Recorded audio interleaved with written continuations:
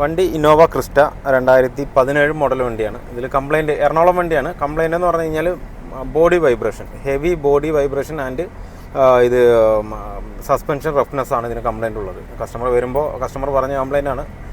Service centre അതുപോലെ തന്നെ കൈരളിയിൽ അങ്ങനെ ഒരുപാട് ഷോറൂമിൽ ഒരു 4-5 ഷോറൂമിൽ കാണിച്ചു വണ്ടി. വർക്ക്ഷോപ്പിലായാലും ശരി, ഇനിയിപ്പോൾ ഷോറൂമിലാണെങ്കിൽ ശരി കാണിച്ചിട്ട് കംപ്ലയിൻറ്റ് സോൾവ് ആകാത്തത് കൊണ്ടാണ് എറണാകുളത്ത് നമ്മുടെ കയ്യിലേക്ക് വന്നത് വണ്ടി ഞാൻ അന്നേ ദിവസം തന്നെ കസ്റ്റമറിനെ വെച്ച് ഓടിച്ച് നോക്കിയതെന്ന് തന്നെ അതിൻ്റെ സസ്പെൻഷൻ കംപ്ലൈൻ്റ് ആണെന്നുള്ള പക്ക ഫീലിംഗ് ഉണ്ടായിരുന്നു. എന്ന് വെച്ച് കഴിഞ്ഞാൽ ഭയങ്കര റഫ്നെസ് വണ്ടി.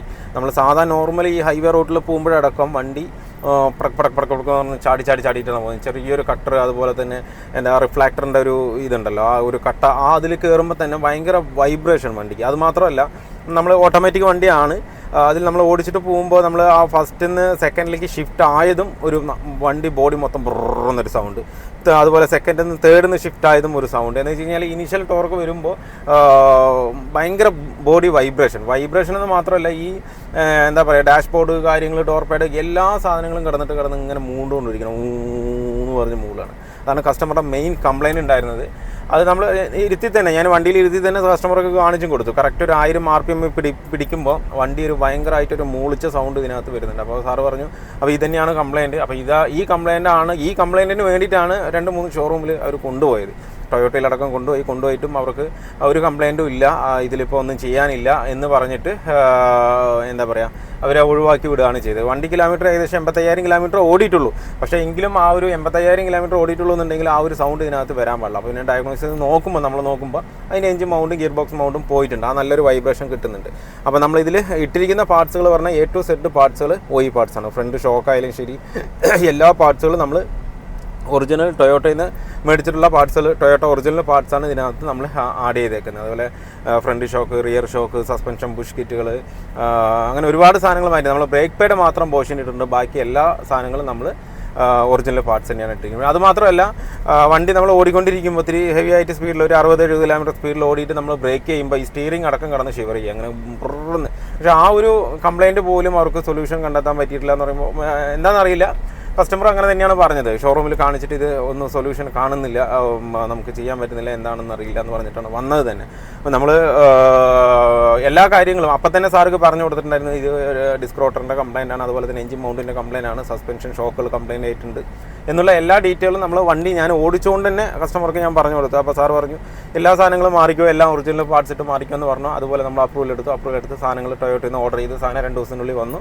കംപ്ലീറ്റ് സാധനങ്ങൾ ഇപ്പോൾ മാറ്റി, ഫ്രണ്ട് ഷോക്ക് മാറ്റി, റിയർ ഷോക്ക് മാറ്റി, അതേപോലെ തന്നെ engine mount, gear box mount, ഫ്രണ്ടിലെ സസ്പെൻഷൻ ബുഷ് കിറ്റ്, അതിൻ്റെ സ്റ്റെബിലൈസർ ലിങ്ക് റോഡ്, സ്റ്റെബിലൈസറിൻ്റെ കട്ട് ബുഷ്, അങ്ങനെയുള്ള എല്ലാം മാറ്റി.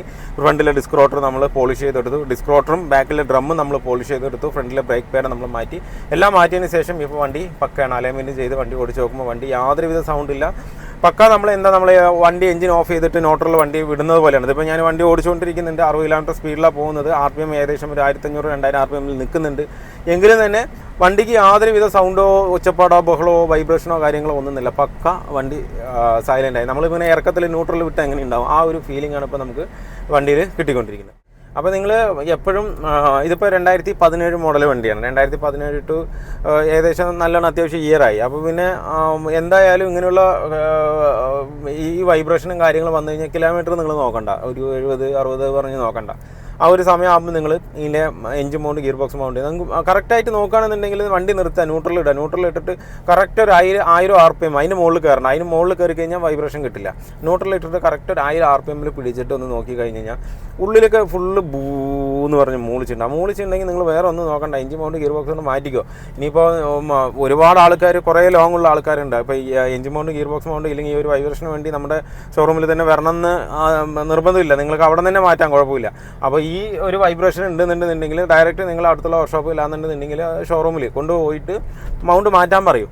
അവർ ചിലപ്പോൾ ഇനിയിപ്പോൾ ആ മൗണ്ട് പോയിട്ടില്ല, കംപ്ലയിൻ്റ് ഇല്ല എന്ന് പറയുകയാണെന്നുണ്ടെങ്കിൽ നിങ്ങൾ നിർബന്ധം പിടിച്ചിട്ട് ആ മൗണ്ടിൽ നിന്ന് മാറ്റിച്ചാൽ മതി. ആ സൗണ്ട് പക്കയായിട്ട് സോൾവ് ആകും. ഇപ്പോൾ ഇതും അതേ കണ്ടീഷനിലാണ്. അവിടെ നിന്ന് വരുമ്പോൾ ഒരു കംപ്ലയിൻറ്റും ഇല്ലയെന്ന് കസ്റ്റമറുടെ അടുത്ത് പറഞ്ഞ് മനസ്സിലാക്കിയിട്ട് വിട്ടിരിക്കുകയാണ്. പക്ഷേങ്കിൽ നമ്മൾ മാറ്റിയപ്പോൾ ഇതിപ്പോൾ നേരത്തെ ഞാൻ തന്നെ ഓടിച്ച് നോക്കിയപ്പോൾ ഭയങ്കര ഒരു എന്താ പറയുക, നമുക്ക് ഉള്ളിൽ അകത്തിരിക്കാൻ പറ്റില്ല, ആ ഒരു വൈബ്രേഷനാണ് ഫീൽ ചെയ്തത്. ഇപ്പോൾ ഒന്നും തന്നെ അറിയുന്നില്ല. ഞാൻ കറക്റ്റ് ഒരു 1000-1200 RPM-ലാണ് പിടിച്ചിട്ട് പോകുന്നത്. വണ്ടി 50 കിലോമീറ്റർ സ്പീഡിലപ്പോൾ പോകുന്നത്.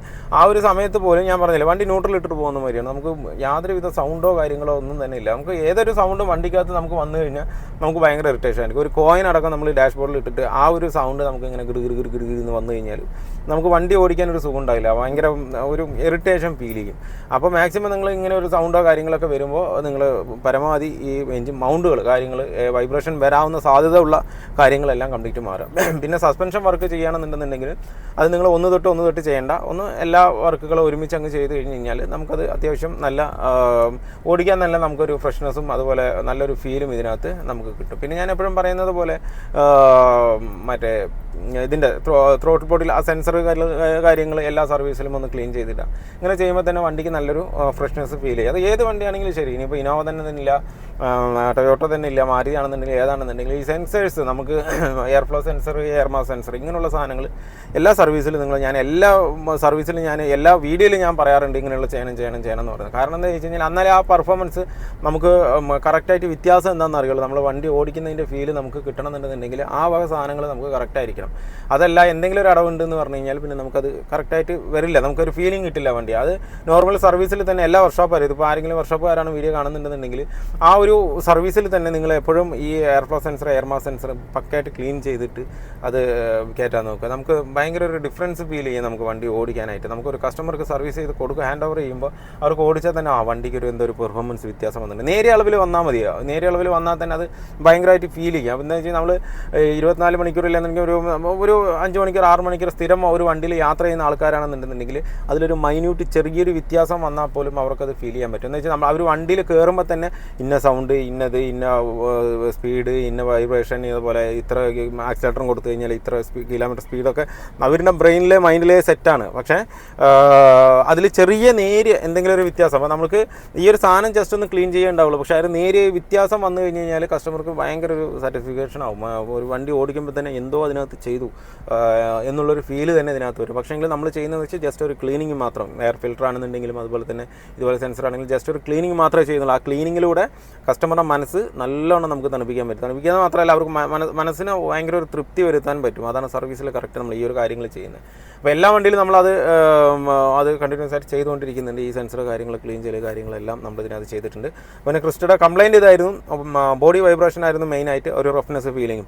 അപ്പോൾ അത് കംപ്ലീറ്റ് ആയിട്ട് നമ്മൾ സോൾവ് ചെയ്തിട്ടുണ്ട്. റഫ് റോട്ടിലാണെന്നുണ്ടെങ്കിൽ ഓടിക്കുമ്പോൾ അത് ഇപ്പോൾ ആ ഒരു സൗണ്ടോ ഒരു ഫീലിങ്ങോ ഒന്നും തന്നെ ഇല്ല.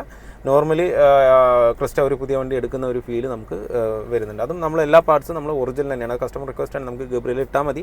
പക്ഷേ കസ്റ്റമർ റിക്വസ്റ്റാണ് നമുക്ക് ഒറിജിനൽ തന്നെ വേണമെന്ന്. അപ്പോൾ ആ ഒറിജിനൽ പാർട്സ് ഇട്ടിട്ട് തന്നെ ഒരു ഏകദേശം ഷോറൂം സർവീസുള്ള വണ്ടിയാണ്. അപ്പോൾ ആ ഒരു ഫീല് തന്നെ കസ്റ്റമർക്ക് കൊടുക്കാൻ വേണ്ടിയിട്ട് നമ്മൾ ആ ഒറിജിനൽ പാർട്സ് തന്നെ ഇട്ട് നമ്മളിതിനകത്ത് ഫുള്ളായിട്ട് നമ്മൾ ചെയ്തിട്ടുണ്ട്. വീഡിയോ എല്ലാവർക്കും ഇഷ്ടമായി ലൈക്ക് ചെയ്യുക, ഷെയർ ചെയ്യുക, അതുപോലെ തന്നെ സബ്സ്ക്രൈബ് ചെയ്യാതെ വീഡിയോ കാണുന്നെങ്കിൽ ഒന്ന് സബ്സ്ക്രൈബ് ചെയ്ത് സപ്പോർട്ട് ചെയ്യുക. അപ്പോൾ മറ്റൊരു വീഡിയോ കാണുന്നവരെ എല്ലാവർക്കും ബൈ.